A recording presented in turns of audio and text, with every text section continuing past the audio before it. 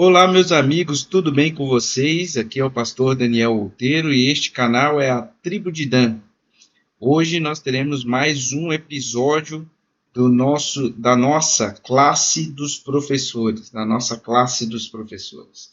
E aqui o objetivo é estudar a Bíblia usando como guia a lição da Escola Sabatina. A lição da Escola Sabatina é um guia de estudos da Bíblia que a Igreja Adventista lança a cada 3 meses. Então, a cada 3 meses você tem a oportunidade de estudar a Bíblia, tendo como guia a lição da Escola Sabatina. Neste trimestre, nós estamos estudando a lição ou os livros de Filipenses e o livro de Colossenses, duas cartas escritas por Paulo quando ele estava na prisão. E esta semana em especial vamos estudar Filipenses capítulo 2, ou nós já estudamos, né? Filipenses capítulo 2, verso 12 até o 30. Só para contextualizar vocês, nos versos anteriores, Paulo ele falou sobre o exemplo de Cristo. E aí ele coloca essa explicação do exemplo de Cristo na prática, como que nós devemos seguir esse exemplo de Cristo. E para que esse vídeo alcance o maior número de pessoas, não se esqueça de curtir, comentar, compartilhar.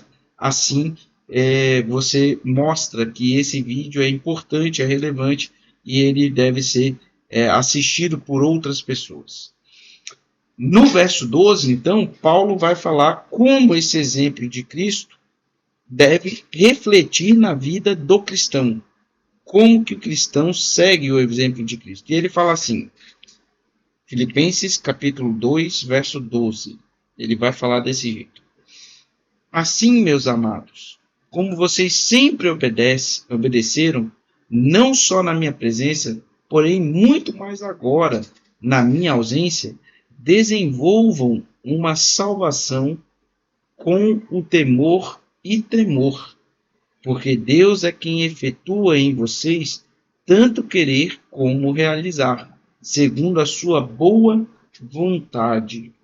E aqui eu acho interessante, ou vamos já pegar aqui os pontos mais interessantes, né? É que ele trabalha tanto a relação fé e obras. Ele fala sobre obediência. É uma obediência que deve ser feita muito mais agora que ele está ausente do que na época da presença dele. E é interessante porque, às vezes, o cristão ele pensa que a ação ou a atuação cristã está relacionada ao ambiente ou à companhia de quem ele está. O líder da igreja está aqui, então eu tenho que me comportar de uma determinada forma. O pastor da igreja está aqui, então eu tenho que me comportar de uma determinada forma. Quantas vezes, né? Eu já ouvi pessoas que acreditaram estar agindo de uma forma não cristã e alguém cutuca ele e fala, o pastor está aí. Pastor, olha, pastor. Né? Respeite o pastor. Não estou dizendo que necessariamente a conduta daquela pessoa não foi cristã, mas alguém achou que não era, e aí cutucou e falou, olha, pastor aqui.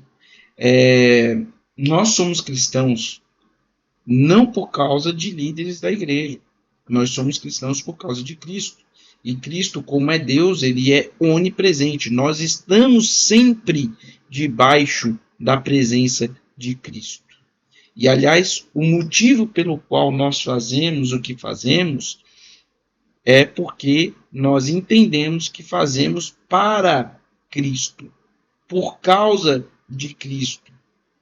E aí a nossa ação cristã não é dependente dos olhos vigilantes de alguém, mas dependendo da pessoa de Cristo que nos transformou e nos salvou. Agora, eu vejo muitas situações em que a pessoa só quer ser cristão dependendo do ambiente ou daquele que está supervisionando. Eu vejo a ação cristã, o obedecer a Deus, não como uma questão de mérito, não uma questão de mérito. Aliás, ele coloca muito bem ali, né? Porque Deus, no verso 13, é quem efetua em vocês tanto querer como realizar. Nós fazemos o que fazemos por Deus e por causa de Deus e para Deus. E é Deus que nos dá a força, a capacidade de fazer o que nós queremos fazer, ou o que nós devemos fazer para Deus. Mas ele está fazendo uma relação de graça, ou seja, da benevolência concedida de Deus para conosco, que é de graça, mas ele também está falando que essa benevolência tem uma reação de obediência. Então, por que nós obedecemos a Deus? Porque nós queremos ser salvos? Não. Porque depender da nossa obediência para a salvação é assinar a sentença de condenação. Nós somos salvos pela graça, pelo poder e pelo sacrifício de Cristo. Mas nós obedecemos porque nós amamos a esse Cristo que nos salvou. Ou seja, nós obedecemos em resposta de amor. Nós obedecemos porque nós já fomos salvos por aquele que nos ama e nós amamos de volta por causa da salvação que ele nos concedeu, por aquilo que ele é. Então nós amamos de volta e a resposta a esse amor é a obediência. Uma criança talvez não entenda isso, ou entende parcialmente, mas uma criança muitas vezes obedece o pai pelo castigo, pelo medo de ser repreendido. Mas quando a criança também vê o rosto de tristeza do pai, porque o filho desobedeceu, isso também mexe com a criança, e a criança também se sente movida a obedecer para não entristecer o pai. O adulto que tem os pais vivos, isso se torna muito mais evidente, porque muitas vezes esse adulto não depende do pai para se alimentar, não depende do pai para morar, não depende do pai para vestir, não depende do pai para sair, não depende dos pais para mais nada. Mas mesmo assim ele obedece os pais em resposta de amor. Também ele não vai obedecer os pais por medo de castigo. Esse adulto que cuida da sua própria vida, paga as suas próprias contas, o pai não vai poder proibi-lo de ir a uma festa, de sair com os amigos, de jogar futebol, ou de ir para um passeio que ele gostaria de fazer. O pai não vai poder mais castigá-lo. Mas porque ele não quer ver um rosto triste dos pais por causa de sua desobediência, esse filho obedece o pai. Ele obedece o pai para não trazer tristeza ao rosto do pai, e sim alegria. A nossa obediência a Deus deve seguir no mesmo sentido. Nós não obedecemos a Deus por medo do inferno. Também não obedecemos a Deus porque nós queremos o céu. Nós obedecemos a Deus porque amamos o nosso Deus. Talvez no início, quando éramos crianças na fé, essa noção de castigo era importante para desenvolvermos, assim como as crianças precisam desenvolver o seu relacionamento com o Pai. A noção de recompensa também se torna importante, assim como a noção de recompensa para as crianças quando elas acertam, é importante para elas desenvolverem o seu relacionamento. Mas quando chega a maturidade espiritual, o crente maduro espiritual, o cristão maduro espiritual, não mais obedece a Deus por medo do inferno ou por querer algum tipo de recompensa ou benefício. O maduro espiritual, ele vai obedecer a Deus porque ele não quer colocar um rosto triste no rosto de Deus por causa das nossas ações. E porque ele também quer que Deus se alegre com as ações que nós tomamos ou com as decisões que nós tomamos aqui na Terra. E talvez para alguns que acham que Deus está tão distante que não vai se entristecer nem vai se alegrar, quantas vezes a Bíblia descreveu um Deus triste por causa da humanidade? É a forma como ela descreve Deus olhando para a humanidade no tempo de Noé. Em Isaías 63, o Espírito de Deus é entristecido por causa da ação do povo de Deus. Então Deus se entristece sim com nossas ações. E não é essa tristeza que eu quero colocar no rosto de Deus. Mas Deus também se alegra com o coração contrito, com o coração arrependido, com o coração entregue a Ele.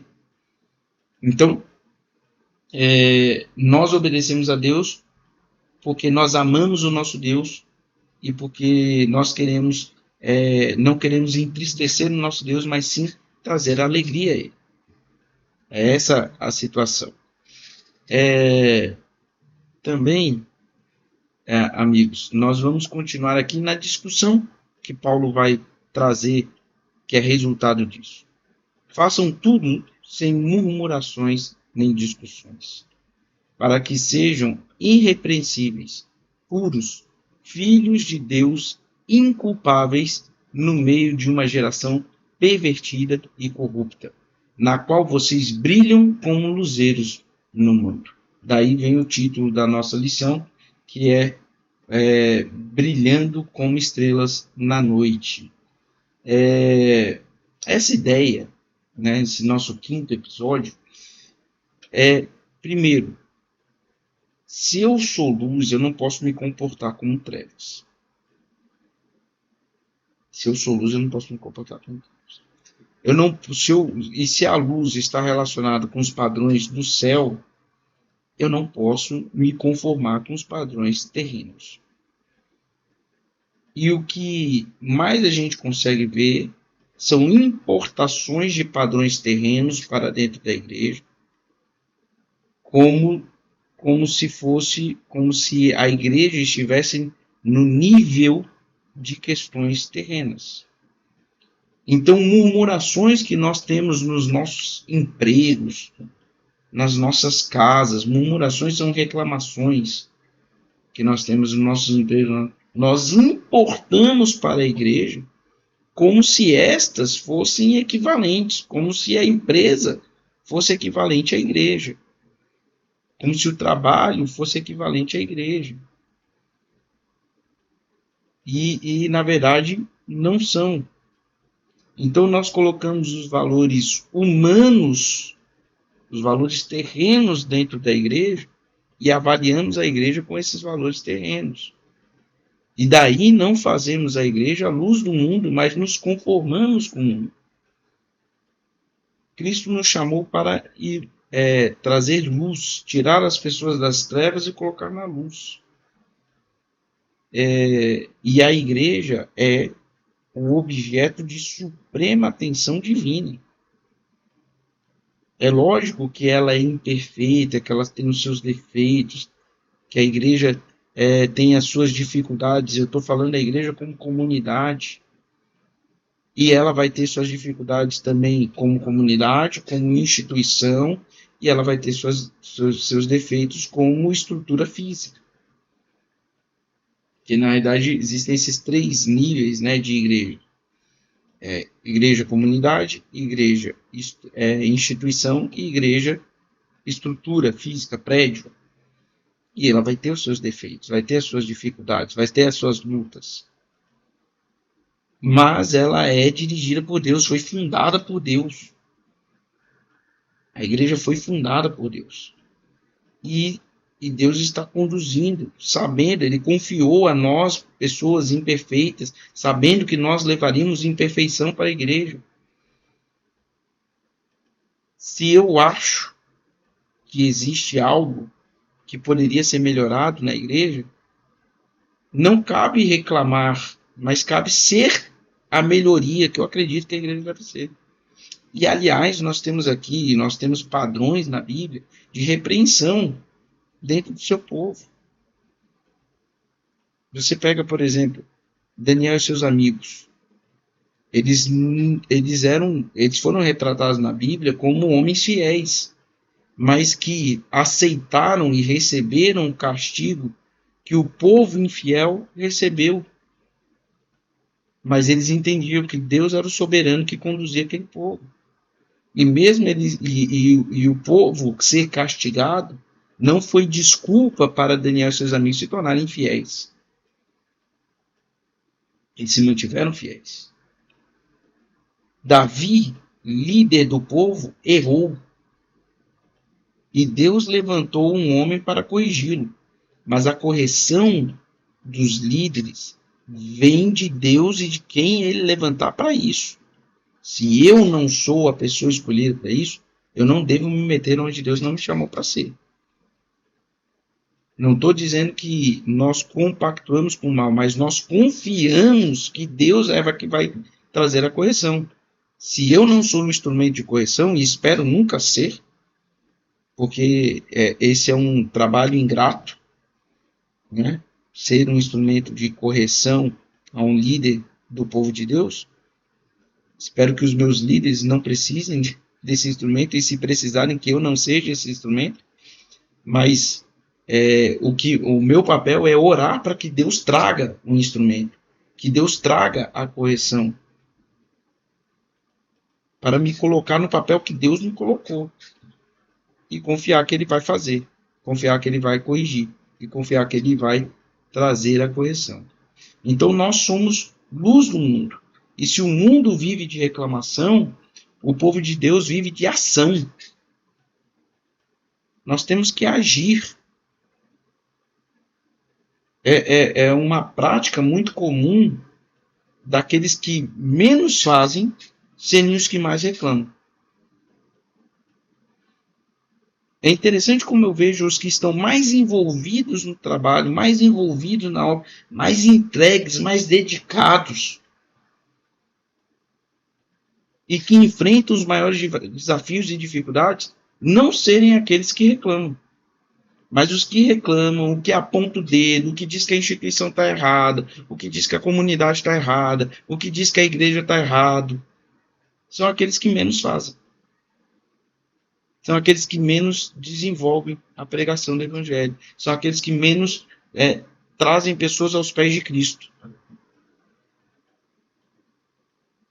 Um sintoma de uma pessoa que está com o foco errado é a pessoa que reclama de tudo que a igreja faz. Reclama de tudo. Esse é um sintoma clássico de quem está com foco errado. Não estou dizendo que a gente não pode ter mente crítica, mas a mente crítica deve ser trazida para trazer soluções e não problemas. Já percebeu que quem reclama nunca traz solução? Tem a mente aguçada para encontrar problema. Para encontrar solução, não tem. Isso não é mente crítica, é mente destruidora.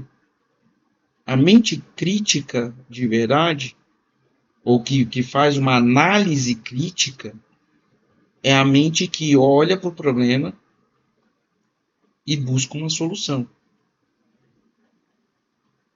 Então, a próxima vez que talvez você for tentado a reclamar,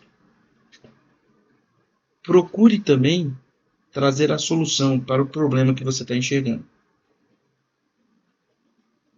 Procure também trazer a forma de resolver esse problema. Lembre-se, e aí que é um ponto, a solução está com você. A solução não está nos outros. Ah, porque fulano não fez, ciclano não fez, a igreja não fez. Então você não está trazendo solução, você continua com o problema.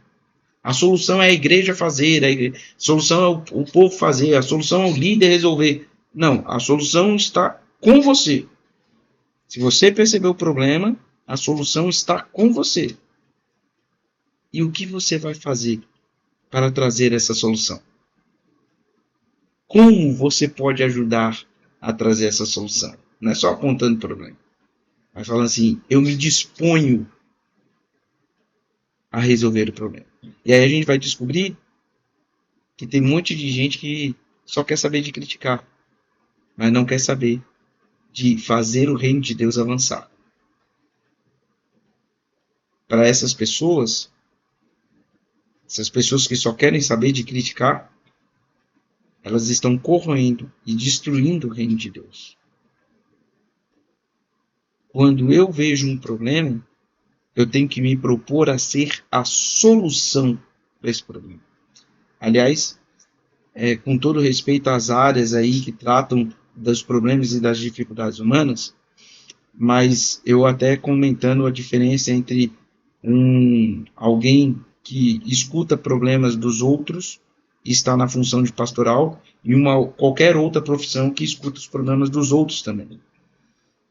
Quando eu tenho uma profissão que eu escuto o problema dos outros, normalmente eu escuto o problema dos outros e aquele problema é do outro, não é meu. Eu até posso ajudá-lo a resolver aquele problema, mas o problema não é meu. Um pastor, quando escuta o problema do outro, o problema do outro passa a ser do pastor. Um líder espiritual, quando escuta o problema do outro passa a ser o problema dele.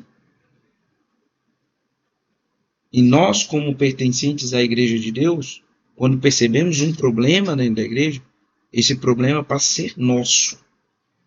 Não é um problema da igreja, é um problema nosso. E como problema nosso, devemos resolver. Mas prosseguindo aqui. E assim nós seremos luz. Prosseguindo aqui. Verso 16. Preservando a palavra da vida. Assim, no dia de Cristo, poderei me gloriar de que não corri em vão, nem me esforcei inutilmente. Entretanto, mesmo que eu seja oferecido por libação, sob sacrifício e servido da fé que vocês têm, fico contente e me alegro com todos vocês. Assim também, pela mesma razão, fiquem contentes e se alegrem comigo. Então, primeiro, preservando a palavra da vida. A igreja está aqui para preservar a palavra de Deus. A Bíblia tão só é a única regra de fé e prática. A palavra de Deus é que sempre foi atacada pelo inimigo. A primeira coisa que o inimigo ataca quando ele está tentando Eva é a palavra de Deus. Deus disse, o dia que vocês comerem, certamente morrerão. E o diabo disse, não morrereis. Vocês não morrerão.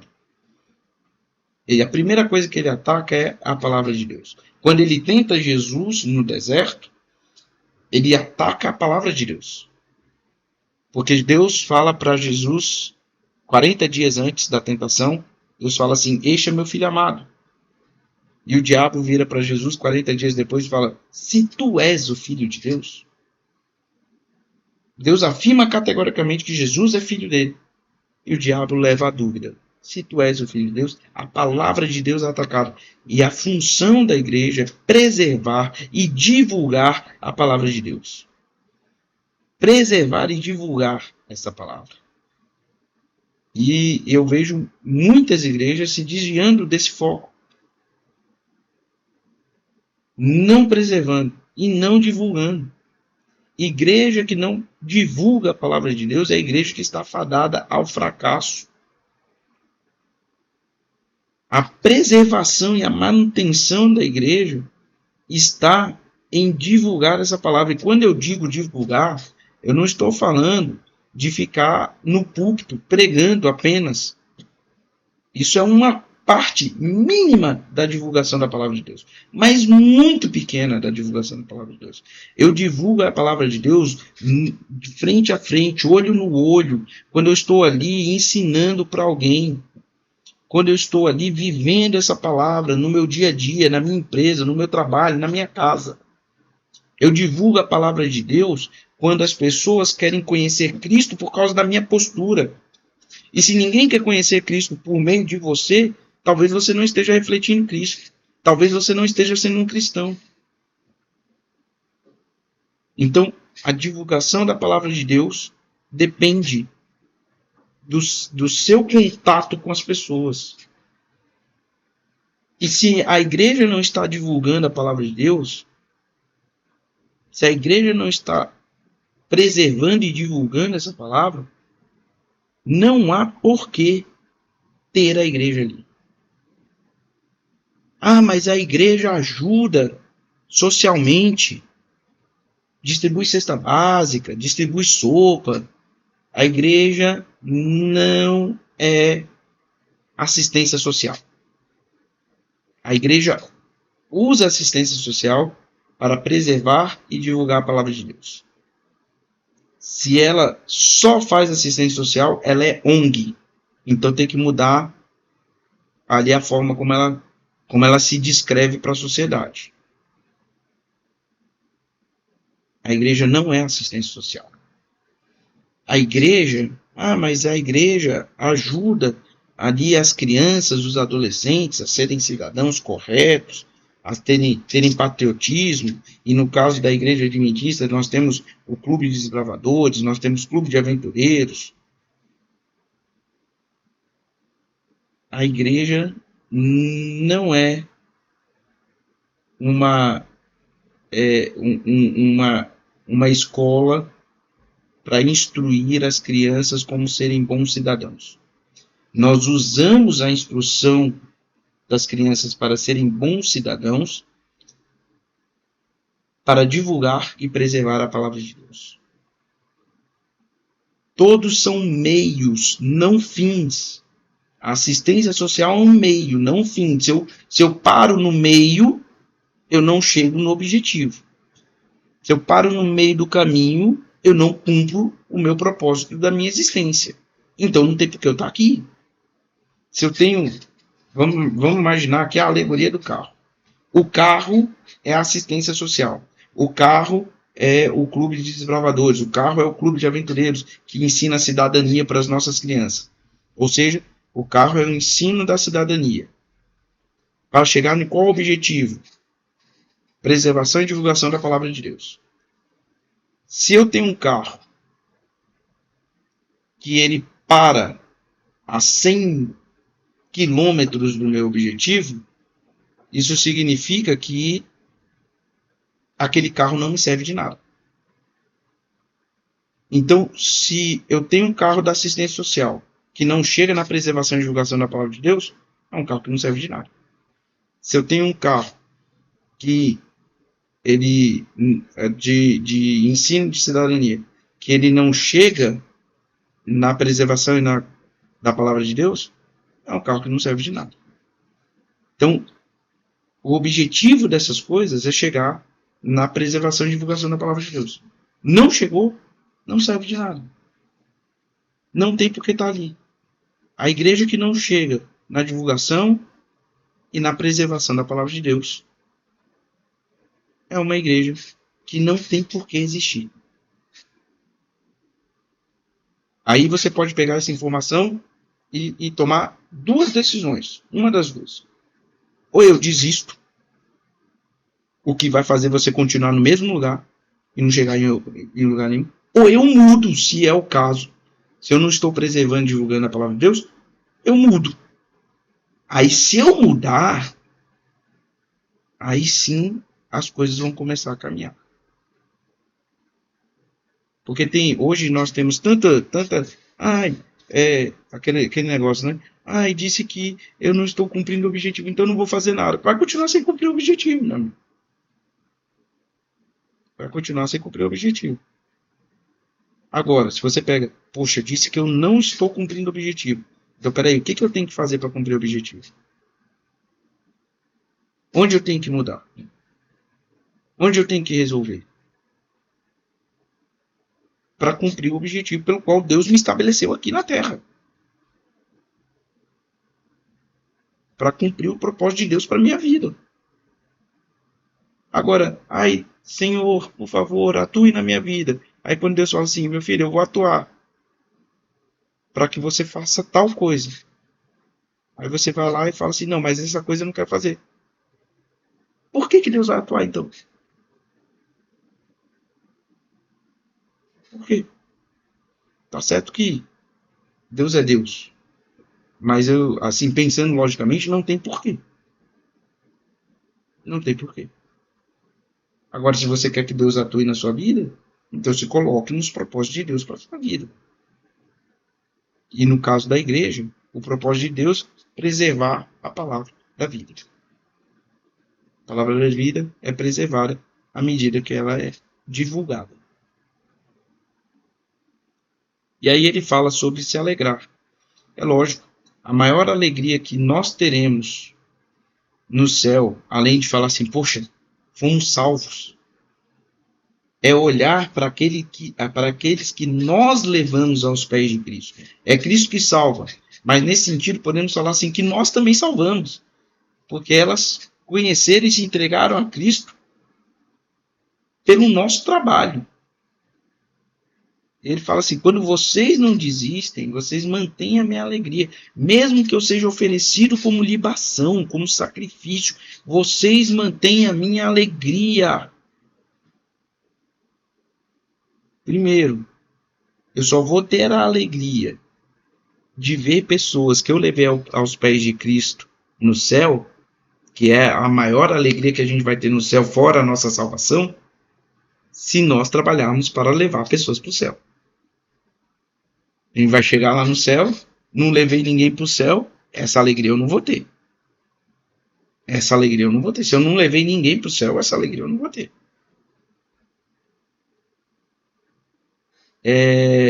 Segundo,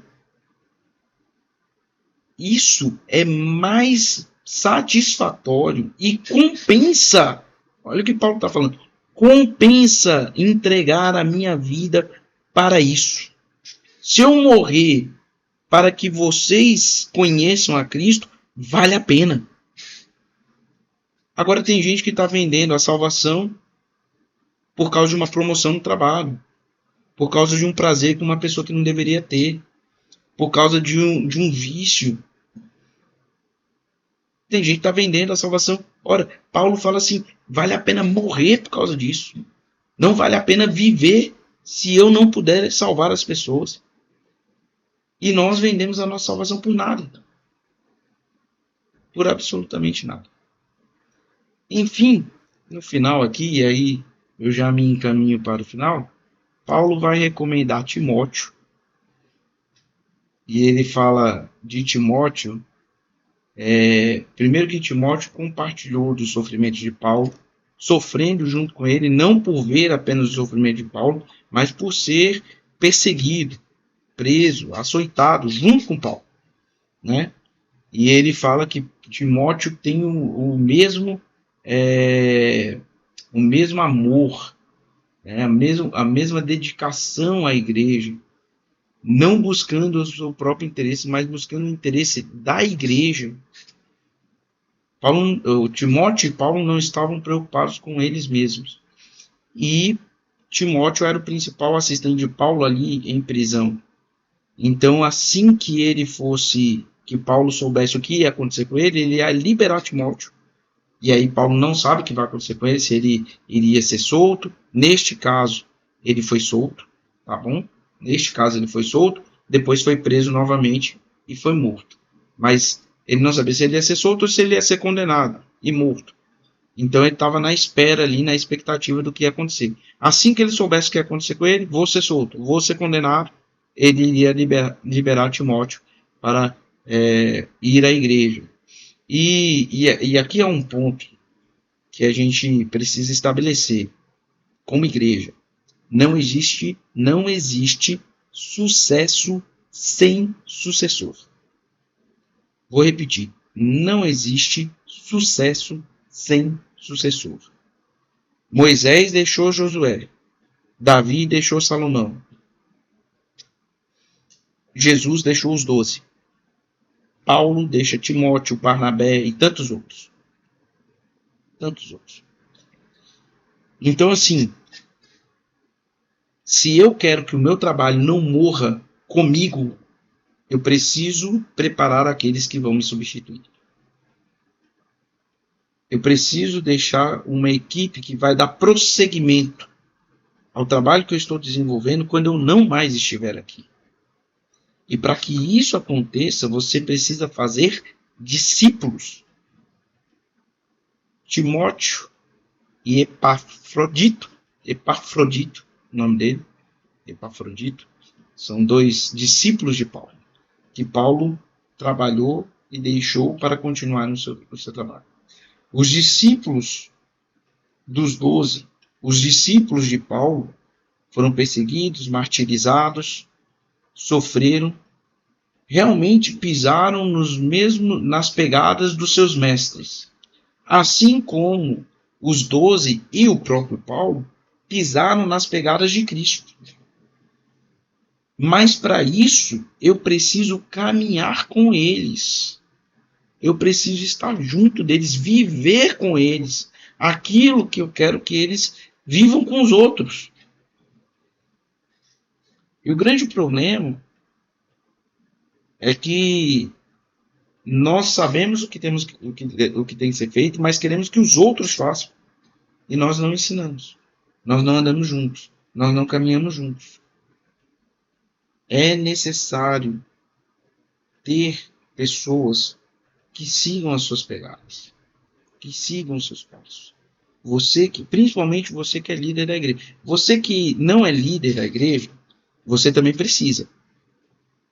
Porque Deus te colocou como uma zona em que você é influente. Um grupo de pessoas, quer seja sua família, seus amigos, seus vizinhos, essas pessoas são seus discípulos. Ah, mas eles nem são cristãos, eles são seus discípulos, só não sabem disso ainda. Basta você ir lá e falar para eles que eles são seus discípulos. Agora, você que foi chamado para ser líder da igreja, essa responsabilidade é ainda maior. Se eu sou líder de jovens, eu tenho que preparar outros jovens. Se eu sou líder de jovens, eu tenho que preparar outros jovens para que esses jovens continuem o meu trabalho quando eu deixar de exercer.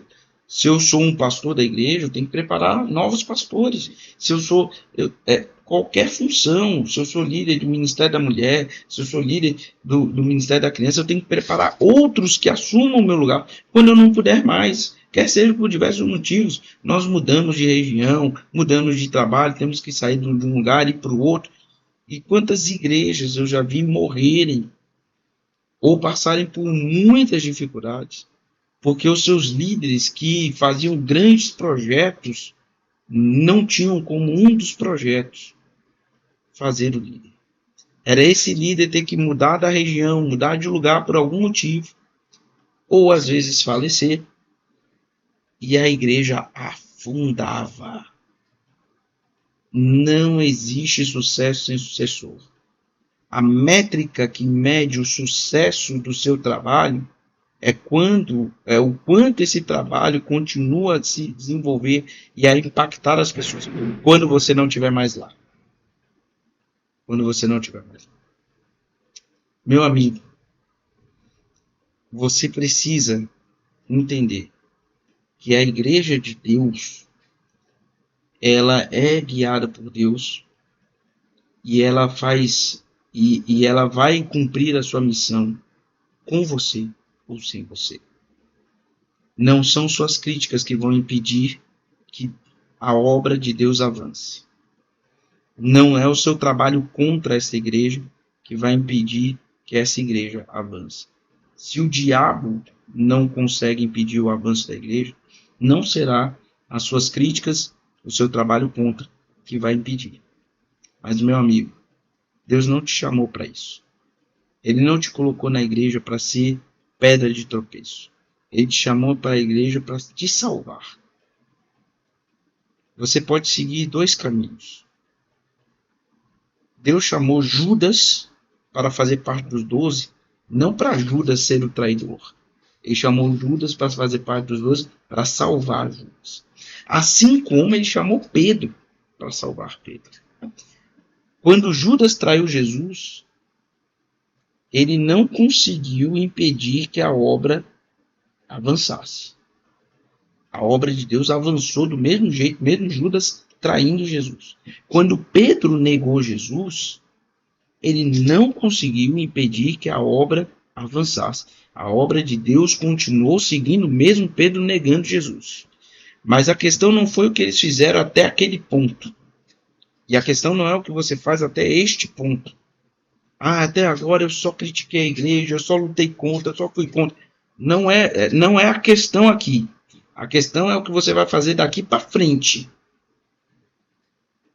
Qual vai ser a sua postura agora? Judas não quis mudar a postura. Judas continuou entregue a um projeto de destruição da igreja. Pedro se arrependeu. Pedro mudou. E aquele que negou Cristo, um dia, entregou a própria vida, crucificado, da mesma forma que o Mestre, só que agora de cabeça para baixo, por amor a esta palavra, por amor a esta igreja, por amor a esta mensagem. O nome de Pedro está escrito no livro do céu, e quando Cristo voltar, Pedro será ressuscitado, e ele vai viver eternamente ao lado de Cristo. Porque, apesar de ter trabalhado contra o progresso da igreja em algum momento da vida, Pedro se arrependeu. Judas estará no mesmo lugar. Vai continuar no mesmo lugar. A decisão que você tem que tomar hoje é: eu vou ser alguém que vai trabalhar pelo avanço da obra, da causa de Deus, da missão para a qual Deus me colocou aqui na terra, e em prol da igreja que ele estabeleceu, ou eu vou ser como Judas. A decisão não é do pastor, a decisão não é do líder da igreja, a decisão não é dos seus pais, a decisão não é dos seus filhos, a decisão é sua. Como você vai agir em relação à igreja de Deus? E que Deus te abençoe.